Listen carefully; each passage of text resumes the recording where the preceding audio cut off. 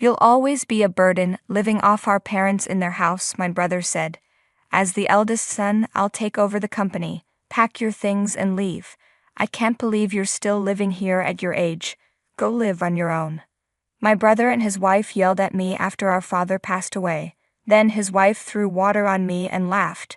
How could they treat me like this, especially since they don't know I'm the one chosen to take over the company? I can't take this insult anymore.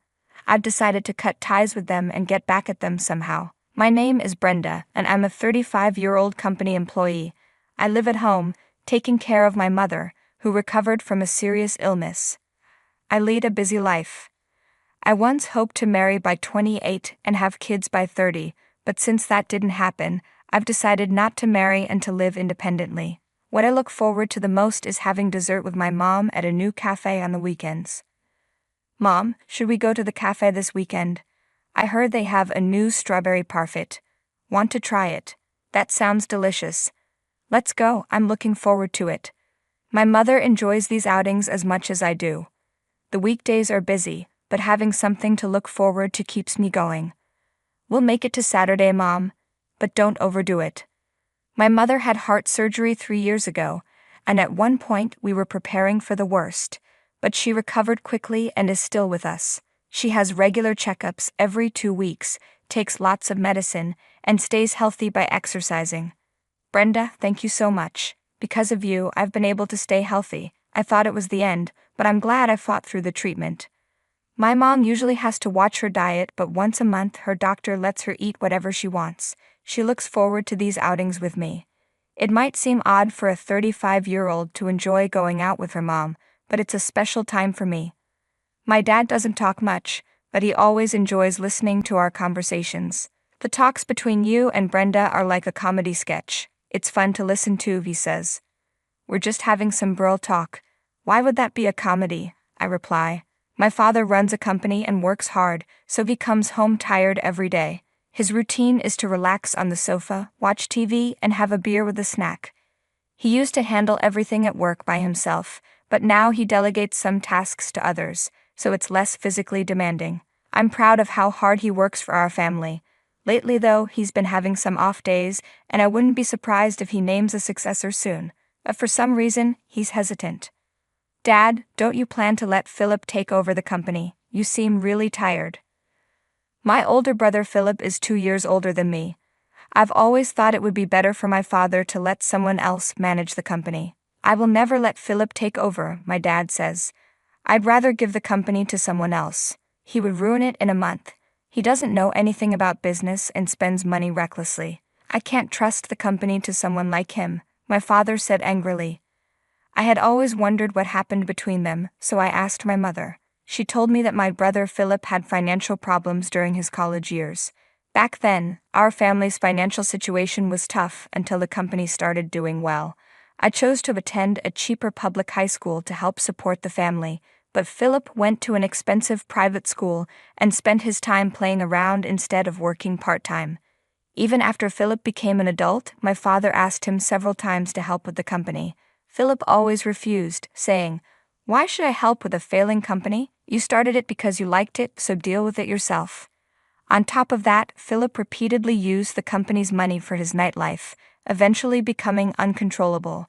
My parents didn't want to show me their struggles, so they kept quiet about Philip's issues for a long time.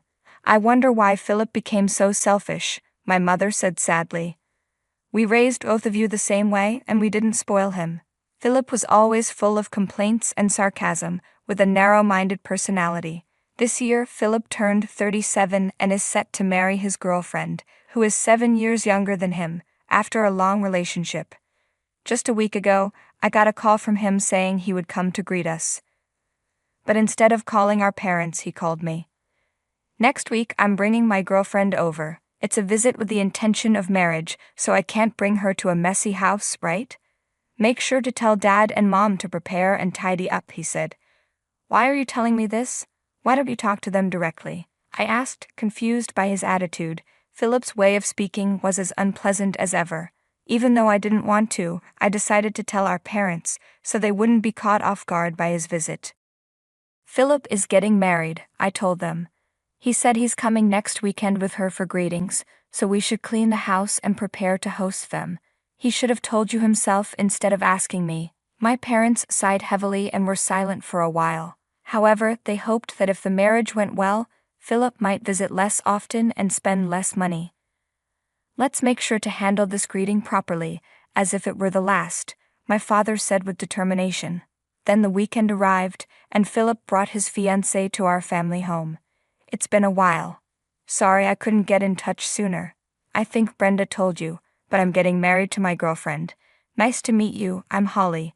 Please remember me, Philip said, but Holly's introduction felt off. She was wearing a miniskirt, heavy makeup, and had a smug attitude. Her greeting wasn't appropriate for a first meeting with our family. We were all stunned, but Philip didn't seem to care at all. They were a matching pair in that way. Amid the tense atmosphere, my mother tried to lighten the mood by asking Holly, "Do you work somewhere?" This only made Holly angry. Huh? Work? I'm not working right now, but is there a problem? I plan to be a housewife, and I have no intention of working after marriage. Don't expect me to help out at your company, Holly said, even though no one had mentioned it. Her words angered my parents and me, but we decided to keep our cool and not stoop to their level. After they left, we talked about how we felt. What on earth was that fiancé thinking? My father said. She spoke as if she was looking down on my company. What does Philip see in such a rude and presumptuous woman? It's really terrible. Are all people these days like that? Of course not, Mom, I reassured her. Don't lump us together with her. That evening we couldn't stop talking about my brother and his fiancée during dinner. The three of us agreed to keep our distance from Philip and his future wife as much as possible. Later, Philip contacted us again. He said everything was going smoothly with the marriage, but they planned to register it first and decide on the wedding ceremony later. Make sure to tell Dad and Mom to prepare a wedding gift early, he told me. You're a working adult, so I'm counting on you. To avoid any complaints, I wrapped up a larger than usual amount of money as a gift and handed it directly to Philip. Later, I received a thank you call from Holly, but I could tell she was eating during the conversation. Thank you for the gift. I thought your father's company was about to go out of business, so I'm lucky to have received this money, she said. What? What do you mean by going out of business? I replied, shocked. My father's company had about 30 employees and was doing fine, but Holly just laughed mockingly. Upset by her disrespectful comments, I quickly ended the call. A month later, something unexpected happened. I had taken a day off to take my mother to the hospital, but that morning, our rarely used home phone rang. We were even thinking of canceling the landline, so the sudden ring startled me. Hello, I answered. It was an employee from my father's company, and their voice was trembling. Something terrible has happened, they said. The president suddenly clutched his chest and collapsed. We've called an ambulance, and he's being taken to the hospital now. Could the family please head there? My mother, who was getting ready for her checkup, saw me pale with the phone in my hand and immediately understood something was wrong.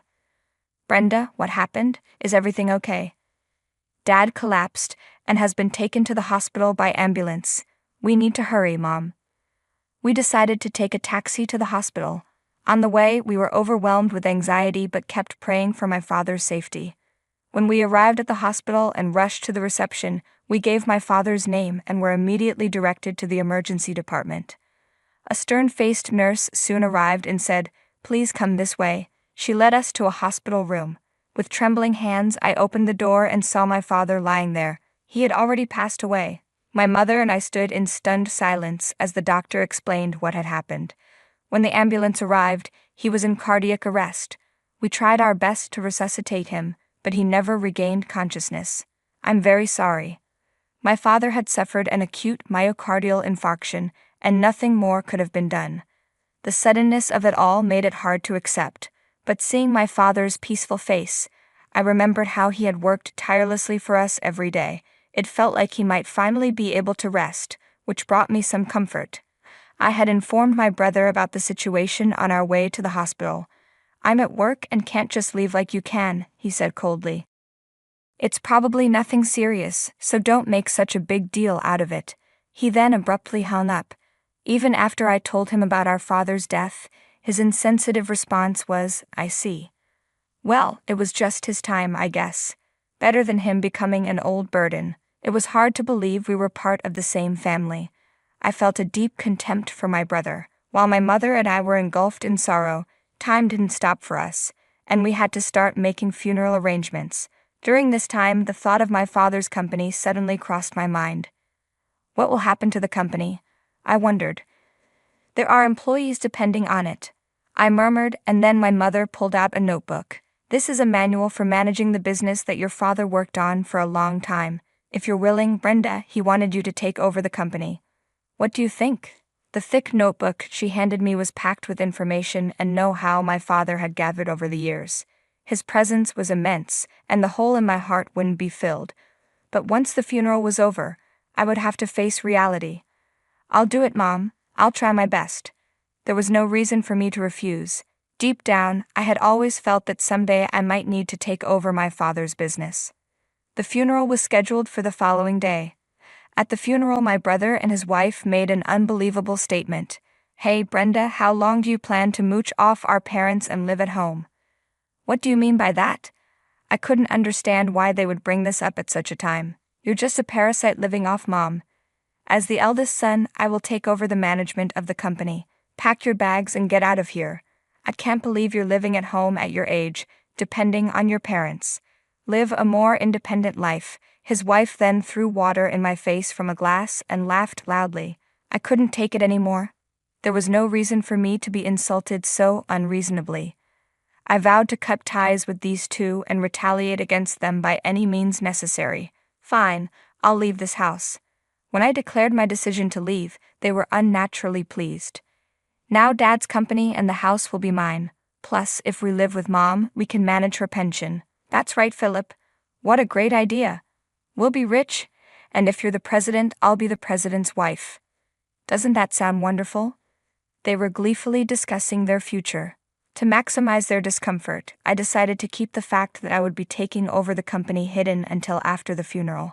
Revealing it now would ruin everything. Pretending to be upset, I packed my bags and left the house as they had demanded. During the funeral, Philip pompously told my father's employees, "From now on, as the eldest son, I will be taking over the company. Please support me." Even as everyone was mourning my father's passing, Philip continued with such remarks, completely ignoring the mood of the gathering. He's hopeless, my mother sighed, dismayed. Only my foolish brother and his wife remained unaware of the entire truth. Even after the funeral ended smoothly, the busy days continued with various administrative tasks. During this time, I noticed over 100 missed calls and messages left on my answering machine from my brother. I decided to answer the next call. Hey, what the hell did you do? When I went to Dad's company, they told me the next president is his daughter. I haven't heard anything about this. I am the president. I've even quit my job at the other company. My brother ranted in anger, his statements disjointed, showing he didn't understand the situation he was in. He had excitedly gone to the company to introduce himself as the new president, only to be coldly received and ignored by all employees. How could Dad leave his precious company to someone like you who only thinks about himself? And I heard you and your wife are deep in gambling debts. What? How do you know that? I haven't told anyone. When I resigned from my previous job, I had mentioned taking over my father's company. When you have a sibling, it's a good idea to do a background check. There's often trouble involving money, my former boss had advised me. At first, I didn't understand what he meant, but just to be safe, I investigated my brother and his wife. The fact that they were swamped in gambling debts came to light. I had you and your wife investigated. How were you planning to repay those mounting debts? Were you planning to use the money Dad left behind? Was that why you wanted to kick me out and move back home? It's shockingly short-sighted. Why? How could this?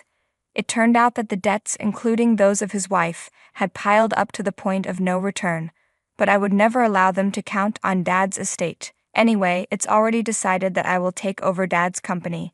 That was his last wish. The lawyer will soon confirm the will, but I don't think there will be a single penny left for you guys. What? That's a lie. Through the phone, I could sense my brother's panic, and I silently celebrated in my heart. Then the call was passed to my sister-in-law, who lashed out at me in anger. Listen here, your brother is suffering, so as his sister, you should help him.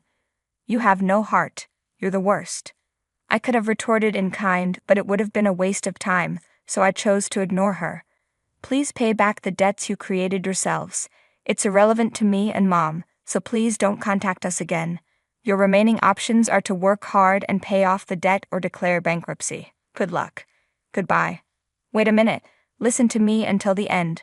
I could hear her screaming from the handset, but I hung up the phone. They would now be chased by debt repayment and likely live in poverty for the rest of their lives. It was a fitting consequence for relying on my father's money and not valuing family. If they suffered even a bit as a couple, it would serve them right. Subsequent messages were left on my answering machine a few times. Currently, my brother and his wife have started working at a new factory, but their marital strife continues daily, and it seems a divorce is imminent. I do not want them to interfere in any way as I work to grow the company, so I intend to completely cut ties with them. Thus, my plan for revenge was successfully completed, with a sense of refreshing closure.